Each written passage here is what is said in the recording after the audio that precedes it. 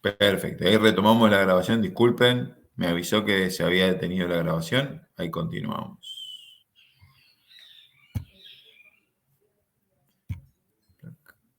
Aquí, compartir. Bueno.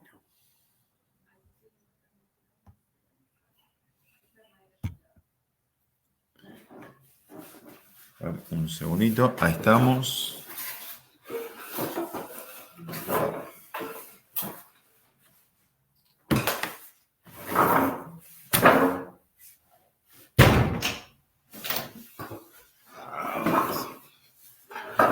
Ahora sí, perdón el ruido, pero necesitaba cerrar una ventana.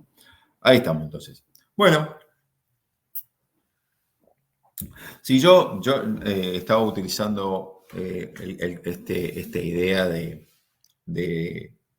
una cocina como ejemplo un poco de la forma en la que se resolvería cierto problema económico.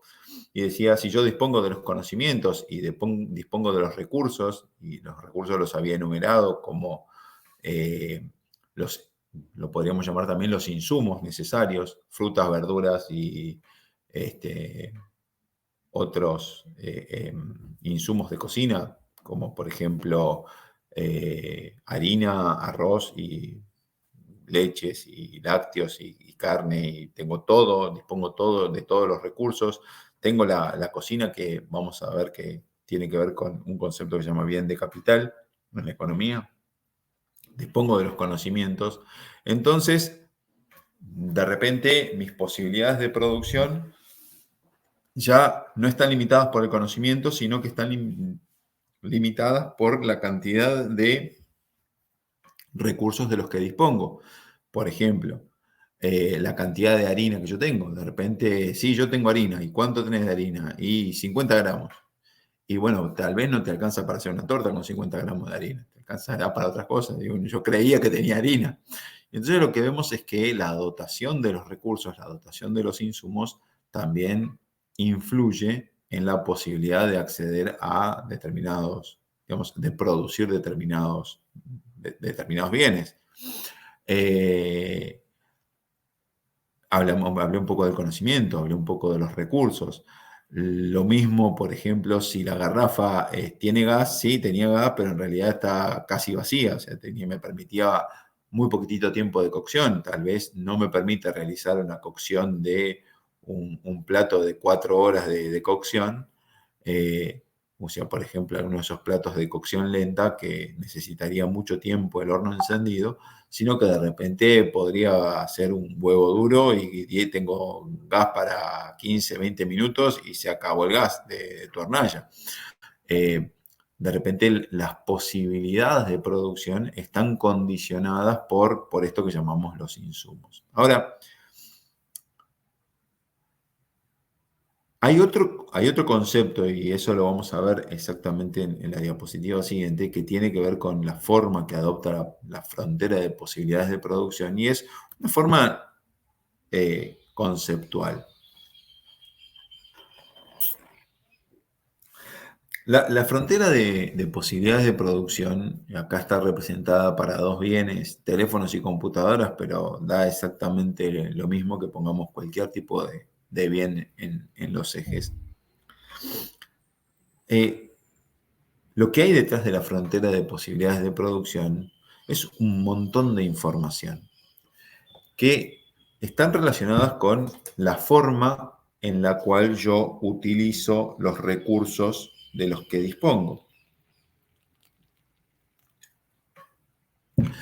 ¿Y cómo entendemos ese gráfico? Bueno, vemos que tenemos dos ejes, vemos que tenemos una línea roja, que va a ser la frontera de posibilidades, y la cuestión es tratar de entender qué es lo que está diciendo ese gráfico. A ver, yo no sé si ustedes podrán ver, a ver, no puedo. No. Quería, no tengo, acá no tengo la posibilidad. Bueno, ustedes ven que en el eje vertical, que se llama eje de ordenadas en los ejes cartesianos, tengo ahí una palabra o tres letras que dicen tel, que serían teléfonos, por ejemplo. Es un caso en el cual en el eje de ordenadas, en el eje dice teléfonos y en el eje de abscisas o el eje horizontal dice comp por computadoras. Ustedes, si estamos viendo el gráfico, la parte de arriba, aquí donde ven el cursor, que yo estoy aquí señalando la flechita que se está moviendo aquí en este nivel, ¿qué me está indicando este punto? Ese punto ahí arriba, el punto en el que la línea roja intersecta el eje de ordenadas, o el punto en el que la línea roja toca ahí el eje vertical. Lo que me está diciendo es la cantidad máxima de teléfonos que se podrían producir o de ese tipo de bien que se podría producir en una unidad productiva, puede ser una fábrica, puede ser un país, si todos los recursos se dedicaran a la producción de ese único bien. O sea, todos los recursos, todos los que vamos a ver en un ratito los factores de producción, todos se dedicaran a la producción de ese único bien, se podría producir esa cantidad máxima. Pero me está diciendo una segunda cuestión, me está planteando esa situación. Me está planteando que para producir todos esos teléfonos, que yo podría realizarlo, no podría producir ninguna computadora o no podría producir ningún otro tipo de bien, porque estaría en cero la producción. Eso es lo que me está diciendo esta situación, ¿no? Aquí está la cantidad máxima de teléfonos si yo me dedicara solo a producir teléfonos y nada más que teléfonos. Ahora, si contrariamente, en lugar de producir teléfonos, yo produjera solo computadoras o el otro tipo de bien, aquí, esta sería la cantidad máxima de computadoras que yo podría producir. Pero el costo de oportunidad, o sea, aquello que no puedo producir, serían un montón de teléfonos. No podría producir ningún teléfono porque estoy solamente produciendo computadoras y no tengo más recursos, o no tengo más factores, o no tengo más trabajadores, o no tengo más tiempo como para producir otra cosa. Ahora, entre esas dos situaciones extremas en la cual yo me dedico únicamente, o la sociedad, o la economía, o la fábrica, o la unidad productiva, se dedica únicamente a producir o bien teléfonos o bien computadoras, tengo una infinidad de soluciones intermedias, una infinidad de posibilidades intermedias en las cuales, dejando de producir algunos teléfonos, yo puedo producir algunas computadoras. Dejando de producir algunos teléfonos, ven cómo se va bajando. Cada vez que yo bajo, acá la flechita, dejo de producir alguna cantidad de teléfonos y de repente eso me permite acá producir una mayor cantidad de computadoras. Y entonces vemos que esta es una representación gráfica de las posibilidades que podría lograr desde una unidad productiva a una economía nacional, a la economía global, a la economía mundial, de producir teléfonos y computadoras, o bien solo teléfonos, o bien solo computadoras, o alguna combinación intermedia. Y por eso es que la llamamos frontera de posibilidades. Ahora, esa frontera de posibilidades aparece como una situación de producción óptima o producción máxima. ¿Qué quiere decir esto? Significa que una vez que uno encuentra esa frontera de posibilidades de producción,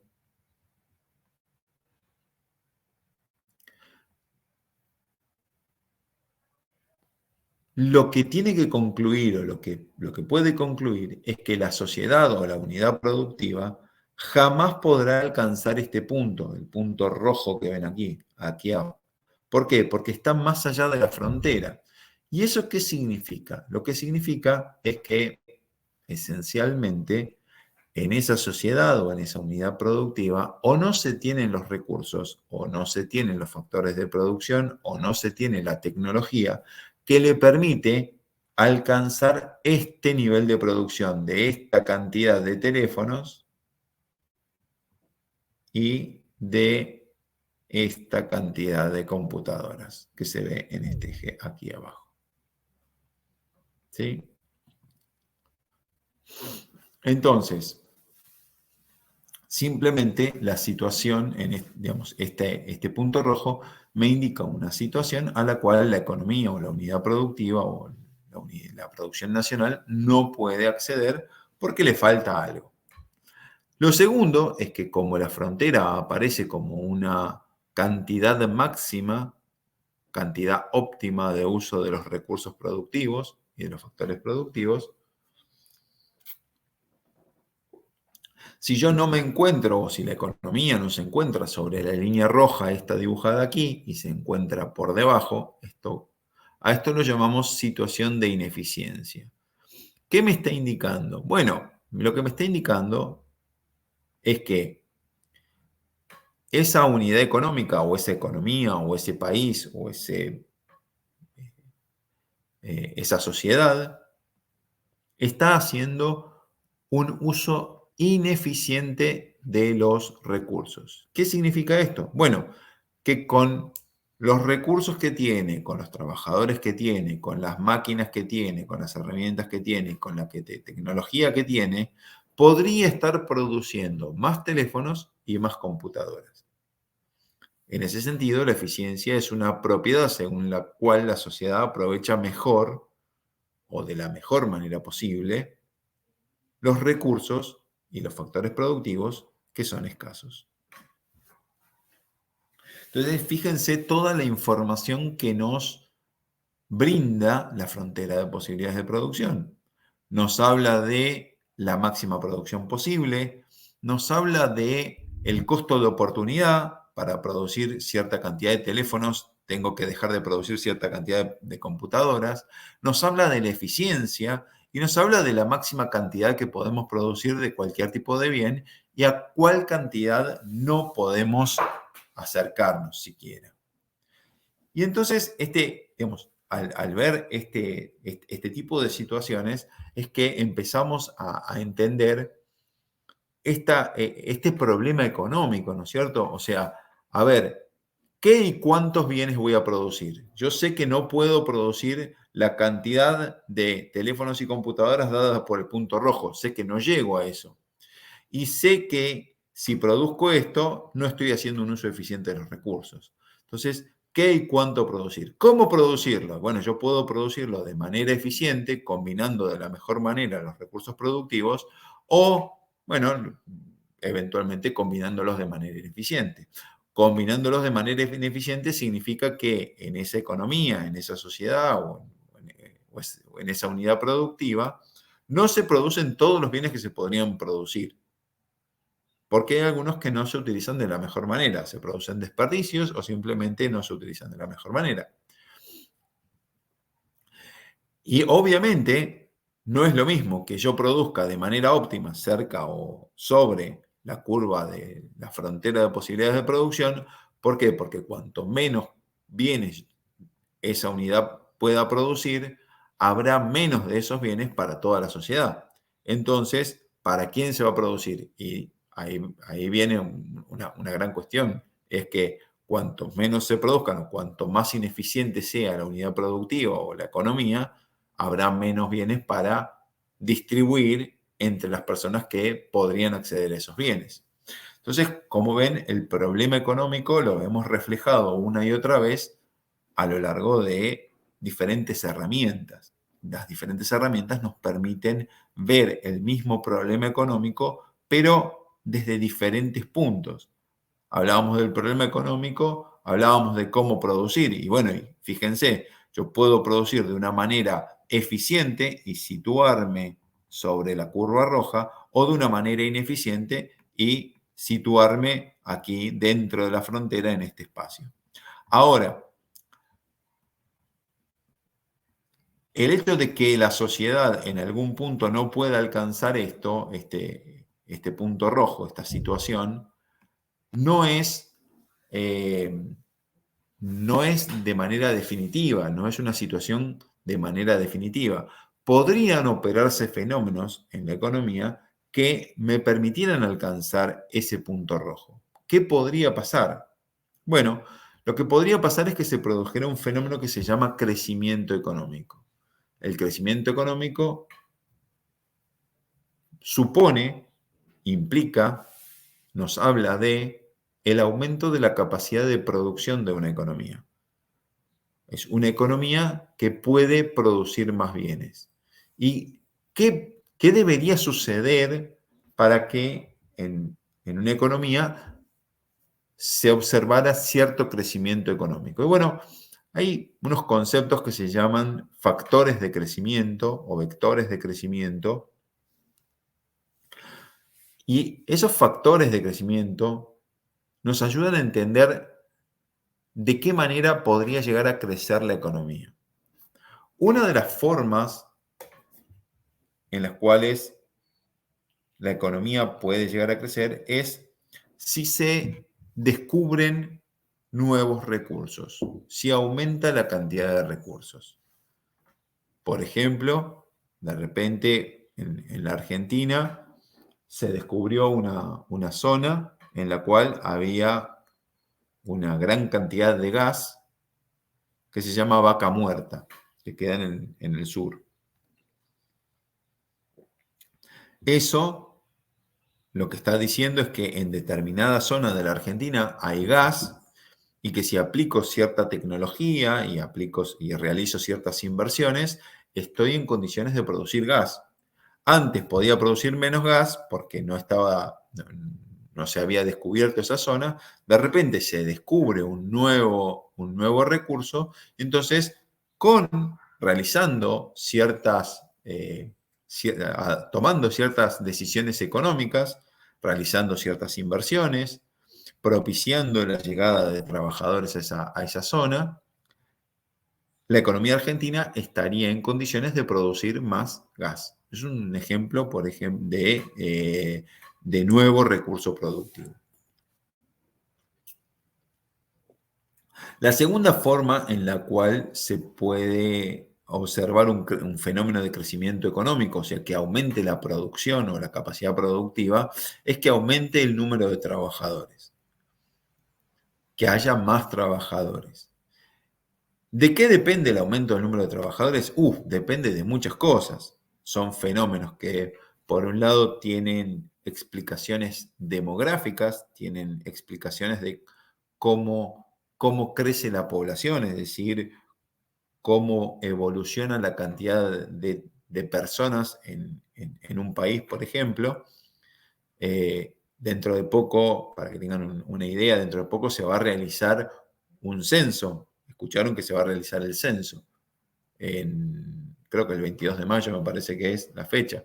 Podríamos completar los formularios, y me incluyo en el podríamos porque todavía no lo hice, podríamos completar el formulario del censo de manera virtual, imprimirlo y presentarlo al censista en el momento en el que visite nuestra casa, y le ahorramos un montón de tiempo al censista y a nosotros, y en ese día el censo se podría terminar de manera más eficiente y más rápida. Pero después que se procese todas las estadísticas, toda la información que se junte en el censo, lo que nos va a permitir conocer es cómo evoluciona, cómo se comporta la población de la Argentina. Y ahí podremos tener una idea de cómo aumenta la cantidad de personas en condiciones de trabajar. Ahora, no solamente de eso depende el aumento de los trabajadores. Históricamente hay un periodo en el cual las mujeres no participaban tan activamente de la fuerza de trabajo en el mercado laboral, y a partir de ciertos cambios y ciertas presiones sociales, las mujeres se incorporan a la actividad laboral, empiezan a participar de las actividades remuneradas, y bueno, estoy hablando específicamente de la participación en el sistema productivo, como trabajadoras remuneradas, y en términos del mercado laboral, esa participación de las mujeres en el mercado de trabajo implicó un aumento de la fuerza de trabajo. Es muy interesante porque lo que vemos es que el aumento de trabajo también, o el aumento de la cantidad de trabajadores o de trabajo efectivo, no solamente depende de la cantidad de personas, sino también depende de las decisiones de las personas. Lo que vemos es que en la medida en la que comienza a incorporarse la mujer a las actividades laborales como trabajadoras remuneradas, lo que vemos es un aumento de la fuerza de trabajo y aumenta un factor productivo.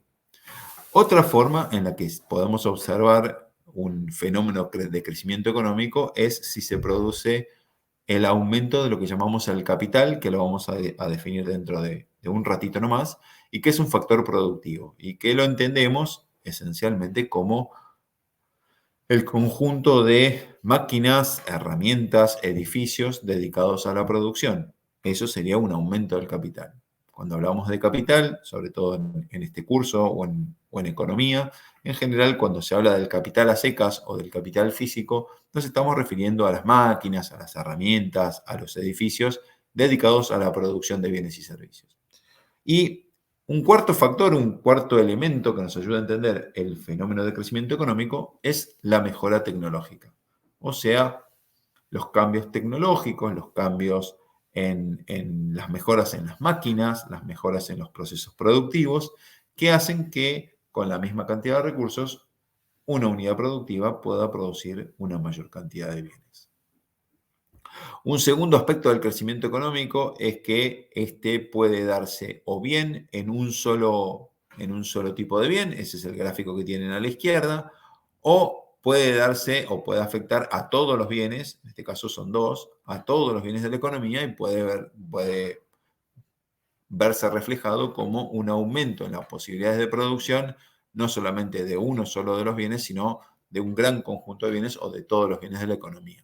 Lo que vemos es que la forma en la que afecta el crecimiento económico a la frontera de posibilidades de producción justamente depende de la forma en la que se produzca este fenómeno de crecimiento económico. Si es un descubrimiento tecnológico o es un aumento del capital en un sector específico, bueno, será parecido al de la izquierda. Y si es un fenómeno que en realidad afecta a todos los sectores más o menos de la misma manera, bueno, tendremos una representación gráfica como la de la derecha.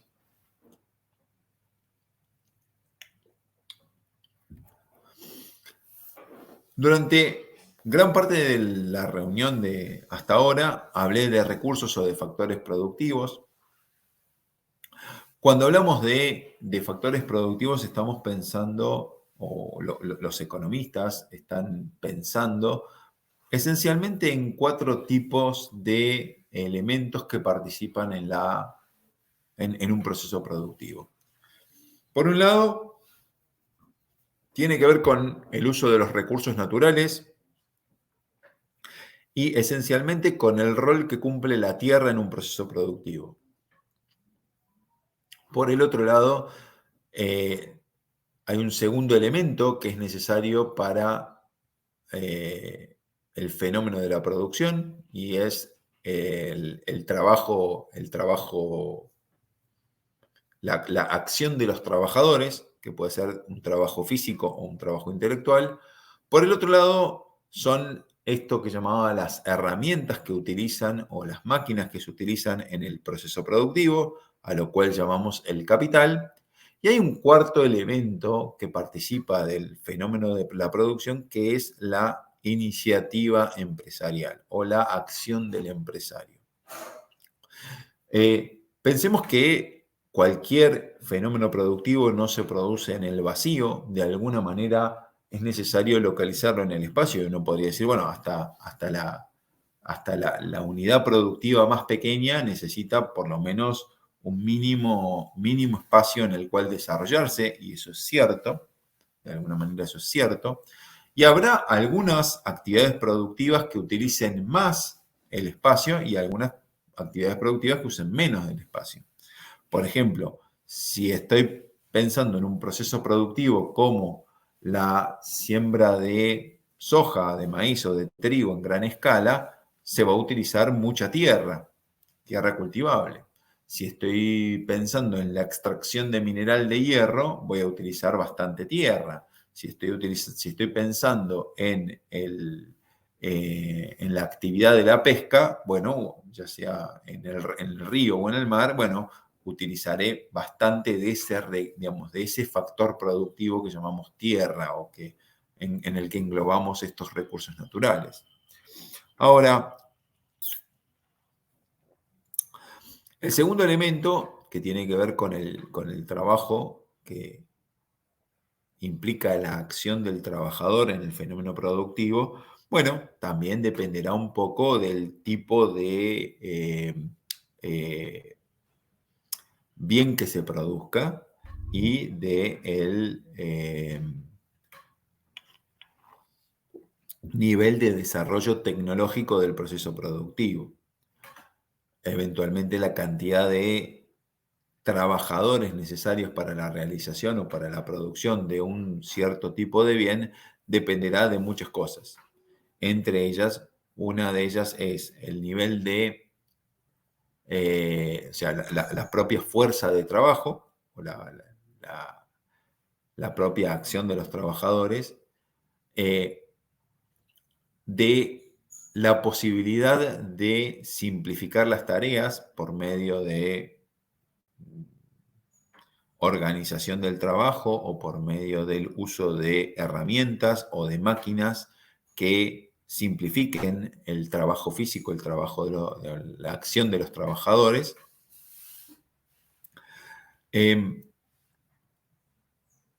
No es lo mismo, por ejemplo, para la producción de, vuelvo al caso del cultivo para ejemplificarlo, no es lo mismo realizar las actividades sobre la tierra de manera manual, por ejemplo, con una azada o con pico y pala o con elementos manuales, no va a ser lo mismo que realizarlo con una sembradora o tractores de alta tecnología. No realizo la misma tarea y no se requiere la misma cantidad de trabajadores para trabajar la misma cantidad de tierra. Por ejemplo, si yo no tengo tractor, no tengo sembradoras, tal vez yo necesite una cierta cantidad de trabajadores muy elevada, digo 100, 200, 300, 500, no sé cuánto, para cultivar 100 hectáreas. Ahora, si yo dispongo de tractores y de sembradoras de alta tecnología, posiblemente con uno me sobre y lo haga en una parte, digamos, en muy poquitito tiempo, pueda realizar la actividad productiva sobre esa cantidad de tierra. Digo, lo haga en un rato, por decirlo, lo haga en un par de días. Y donde yo tengo muchos trabajadores, tal vez llevaría todo un ciclo de una cosecha. Entonces, fíjense que la cantidad de trabajadores también depende del tipo de capital y del tipo de tecnología o del nivel de avance tecnológico. Cuando hablamos de capital, hablamos de eso, de las máquinas, hablamos de las herramientas. Cuando hablamos del capital físico, hablamos del propio ámbito de la fábrica o del propio ámbito de la empresa. Pero también lo utilizamos con otras acepciones cuando lo acompañamos del término humano. Por ejemplo, cierta parte del conocimiento de los trabajadores, una parte importante del conocimiento de los trabajadores, la denominamos capital humano. Toda la parte de formación, de formación académica y de formación en el trabajo, lo llamamos capital humano dentro de las ciencias económicas. Y justamente lo que consideramos es que en la medida en la que los trabajadores estén más capacitados, han realizado una inversión, ya que debieron estudiar, debieron dedicar cierto tiempo y cierto esfuerzo a la formación propia personal, y eso es asimilable a una inversión en un concepto. ¿En qué concepto? Bueno, en esto que llamamos capital humano, en los conocimientos de los que disponen los trabajadores. Y el capital financiero, bueno, eventualmente se necesitan determinada cantidad de recursos monetarios, de recursos de activos para desarrollar algunas actividades. Y eso dependerá, obviamente, del tipo de actividades. No es lo mismo la inversión vinculada a mantener en funcionamiento un almacén de barrio que, por ejemplo, la necesaria para hacer funcionar a Google o a Facebook o a Apple o a la, la Toyota o cualquiera de las grandes empresas. No es lo mismo. No participan la misma cantidad de trabajadores, no existe la misma cantidad de capital físico asociado y indudablemente incluso el perfil de los trabajadores es muy diferente. Cuando hablamos del perfil de los trabajadores hablamos de el tipo de trabajadores y el nivel de estudios que han alcanzado. Y nos falta un cuarto factor, ¿no? Que tiene que ver con la iniciativa empresarial y es qué es lo que aportan los empresarios. Y esencialmente uno podría decir, bueno, la verdad que no sé muy bien qué aportan, pero bueno, por un lado, alguien tiene que tener una idea, alguien tiene que proponer una idea, alguien tiene que querer realizar cierta actividad productiva, querer satisfacer ciertas necesidades. Segundo, le compete a la iniciativa empresarial también aportar las soluciones al conjunto de problemas que implica la producción de los bienes o la solución de estos problemas. Y también tiene que ver un poco con la gestión o con la organización de los factores productivos. O sea que cuando hablamos de la iniciativa empresarial, está aportando algo. Aporta la idea, aporta la coordinación y aporta la gestión un poquito en el proceso productivo. Y todo eso es necesario para llevar a cabo la producción. Bueno,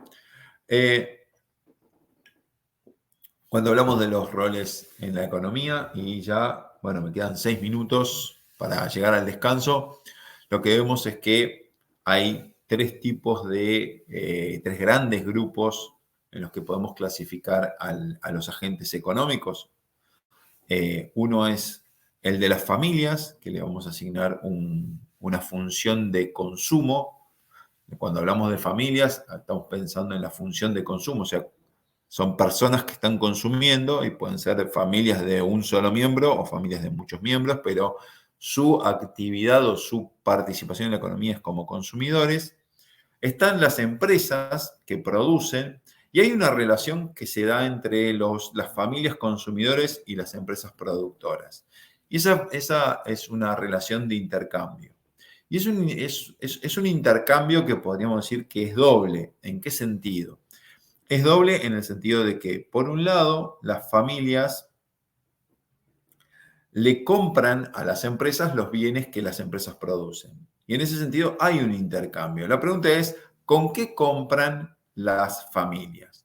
Bueno, para poder conseguir los elementos o los recursos para realizar esa compra, las familias también participan de otro tipo de intercambio en el cual esas familias que por un lado son consumidoras también participan de otro mercado que se llama el mercado laboral, en el cual ofrecen su fuerza de trabajo. Al ofrecer su fuerza de trabajo, las empresas se lo adquieren, se lo compran, y entonces se produce una especie de ciclo en el cual las familias venden su fuerza de trabajo, reciben ingresos, con esos ingresos las familias concurren nuevamente al mercado y adquieren los bienes de las empresas. Y ahí tenemos un ciclo de intercambio entre familias y empresas. Por otro lado, dentro de las empresas hay empresas que producen esto que llamamos bienes de consumo y hay empresas que no producen bienes de consumo y que producen otro tipo de bienes. producen insumos para las empresas o producen bienes de capital, producen máquinas, producen herramientas. Digo, aquí, ¿quién compraría un torno? ¿Quién compraría una plegadora de metal? Bueno, salvo que uno tenga una actividad o un emprendimiento metalúrgico, sería bastante difícil comprar ese tipo de bienes. Y si lo hiciéramos, esencialmente lo haríamos en el carácter de empresarios. Digo, sería difícil pensar una familia que se compre un torno simplemente como objeto de consumo, porque le satisface alguna necesidad. Aunque podríamos pensarlo. Bueno, entonces lo que vemos es que dentro de las empresas también se produce ese ciclo de intercambio. Las empresas participan dentro de un ciclo de intercambio entre ellas, justamente para viabilizar la producción de los bienes de consumo que consumen las familias. Y hay un tercer agente en la economía que desempeña un rol muy importante y es el sector público. El sector público desempeña un rol fundamentalmente, pero no únicamente, institucional, en el sentido de que es quien propone las leyes o propone las reglas de juego de la economía y observa que esas leyes, que esas reglas se cumplan. En ese sentido, el sector público aparece un poquito como una superestructura que coordina o que establece los mecanismos de coordinación de las relaciones entre las familias, y entre las empresas y las empresas, y entre las familias y las empresas.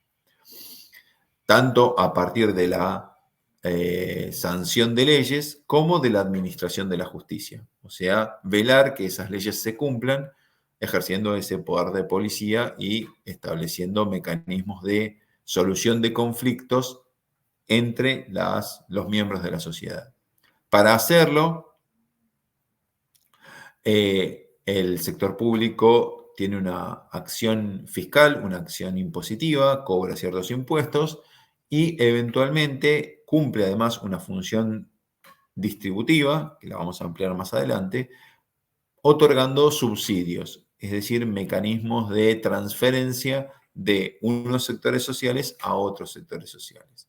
El conjunto de actividades y el gran conjunto de intercambios entre empresas y entre familias y empresas se produce en un lugar abstracto al cual los economistas denominamos el mercado.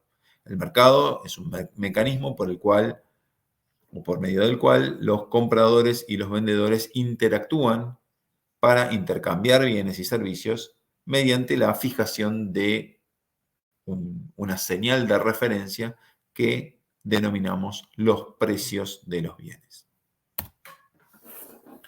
¿Qué implica el intercambio? Bueno, el intercambio, o sea, la posibilidad del comercio, la posibilidad de intercambiar, implica que, primero, que hay más de una persona. O sea, me es difícil pensar que en una situación de una sola persona, esa sola persona consigo mismo pueda intercambiar nada.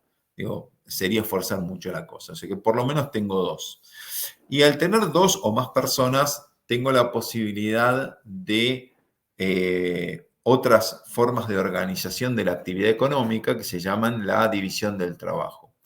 Al poder dividir el trabajo, al poder asignar al poder realizar una asignación de diferentes tareas entre diferentes personas, estoy en condiciones de hacer uso de un fenómeno que se llama la especialización. Y la especialización tiene que ver con la posibilidad de aplicar los recursos o fundamentalmente el trabajo a aquella actividad en la cual es más eficiente, le es más fácil. Este tipo de situación se entiende con un ejemplo.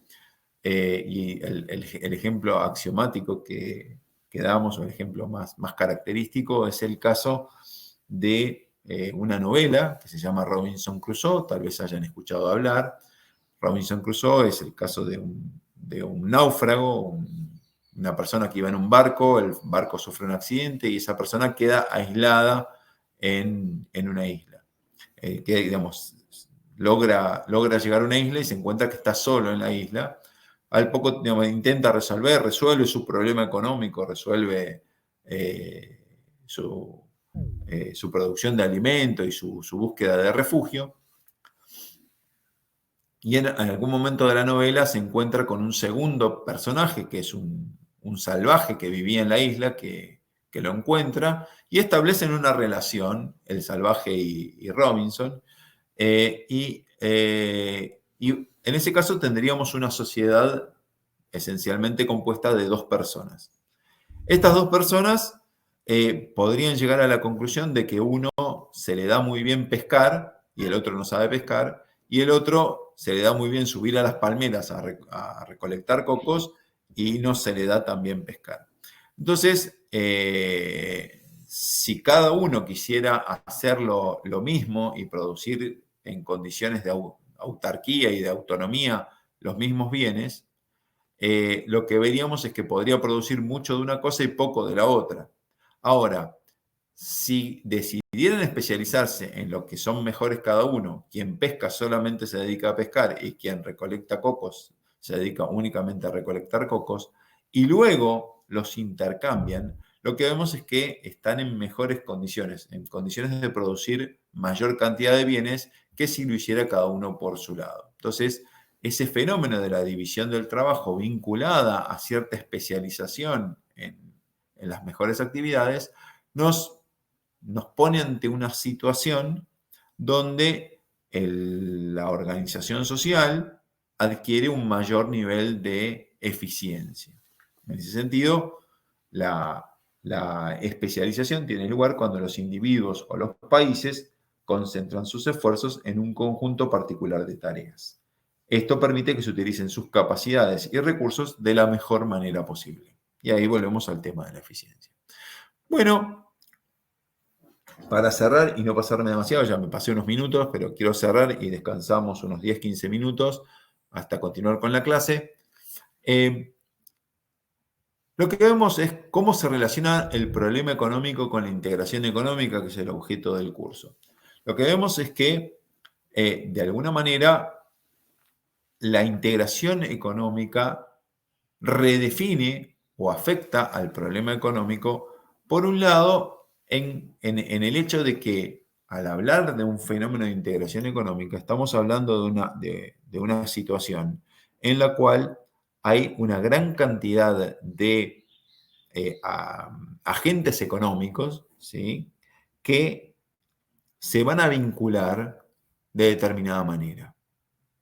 Porque cuando hablamos de integración económica estamos hablando de las relaciones que se establecen entre los países para facilitar las transacciones económicas.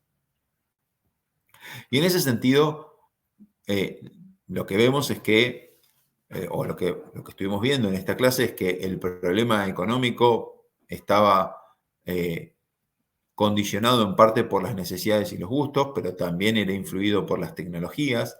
El hecho de la utilización de las tecnologías determinaba cierto nivel de eficiencia productiva.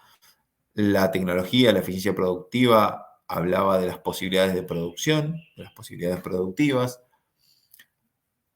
Las posibilidades productivas hablaban de las posibilidades de intercambio, o sea, si puedo tener más intercambio o menos intercambio. Las posibilidades de intercambio están condicionadas por la disponibilidad de recursos, y la disponibilidad de recursos, las posibilidades productivas, la eficiencia y la tecnología determinan en parte la posible satisfacción de las necesidades y los gustos. Entonces, en ese sentido, la integración económica, establecer mejores formas de vinculación entre los países, por un lado afecta el problema económico en la medida en la que ahora, en un contexto de mayor integración, habrá mejores posibilidades de acceder a tecnologías. Digo, la tecnología como fenómeno social se produce en mejores condiciones cuanto mayor sea la cantidad de personas que estén participando de esa actividad y mayor sea el compartir esa información. Al haber un proceso de integración económica, hay mayor cantidad de personas o mayor acceso al conocimiento y hay mejores posibilidades de disponer de otras tecnologías y de tecnologías más eficientes. O sea que por un lado la integración económica afecta al problema económico desde el punto de vista de la capacidad de una sociedad de acceder a otras tecnologías. Por otro lado, hablábamos de el qué producir y el cuánto producir. Al hablar de integración económica estamos hablando de una mayor cantidad de personas que participan de los intercambios y a esto lo llamamos también tamaño de mercado. Entonces, al hablar de unas economías que están integradas, que están relacionadas, y ya lo vamos a ir definiendo en clases posteriores, estamos hablando de un mercado de mayor tamaño, y un mercado de mayor tamaño con mayor cantidad de compradores y mayor cantidad de oferentes también, de fábricas que participen del proceso productivo, habla de mayores posibilidades de intercambio. Y por otro lado, habla de una variedad de bienes, factores y recursos. En una economía integrada es una economía en la cual se establecen mayores y mejores vínculos económicos y se viabilizan mayores y mejores transacciones económicas, se facilitan las transacciones económicas, posibilitando que los consumidores de determinadas regiones accedan a bienes que de otra manera no podrían acceder. Ejemplos característicos es, por ejemplo, el consumo de café en las zonas de mucho frío. El café es un producto tropical, subtropical, y no se da bien en las zonas donde hay mucho frío. Entonces, las personas que viven en las zonas frías no podrían tomar café, salvo que existiera una relación comercial. Ahí lo que vemos es que aumenta la variedad de bienes producidos y de bienes a los cuales pueden acceder. Lo mismo que una provincia mediterránea, por ejemplo, como Córdoba, no podría comer merluza, que es un pez de mar, si no existiera, por ejemplo, la posibilidad de intercambio. Entonces, con un mecanismo de